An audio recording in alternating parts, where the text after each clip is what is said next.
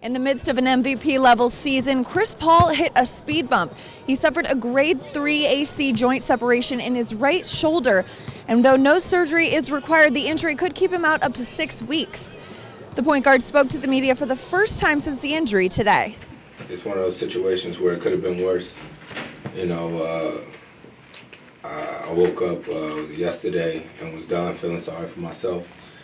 You know, and gotta approach the rehab and get back as soon as I possibly can.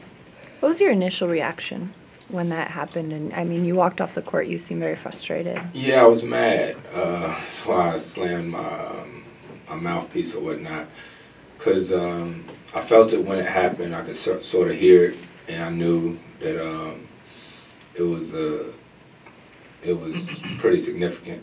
And I think the thing what made me mad too was I feel like, you know, as athletes you prepare and you do everything possible to try to not get injured, you know, and that's all with preparation, that's strength training, that's stretching, that's everything, and I think that was the most frustrating part.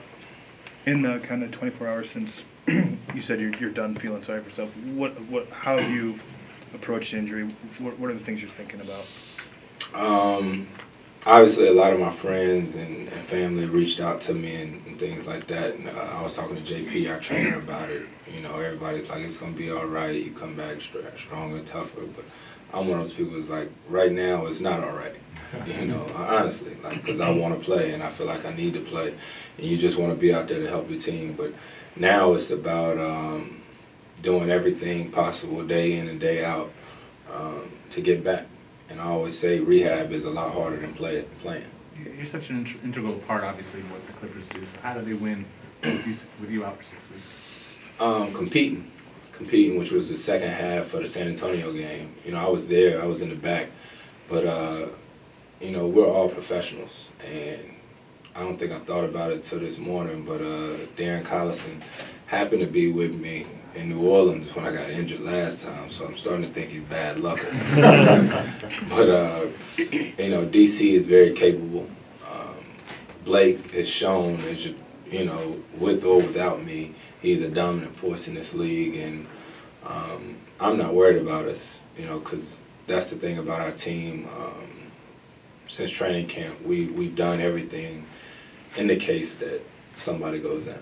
Have you and Darren what you can or can't do in terms of cardio, staying in shape, so that when your shoulder allows you to play, it won't take that long? Yeah, some of the things. Our training staff is amazing. I think I've talked about them since day one, since I've got here. So JP, Jason Powell, our trainer, I talk to him all day, every day when I'm healthy. So now, you know, we're really talking and communicating every day about the different steps of the process. Is there a silver lining in this? I know Doc said that, you know, maybe one way you could look at it is that I ain't trying to hear all that.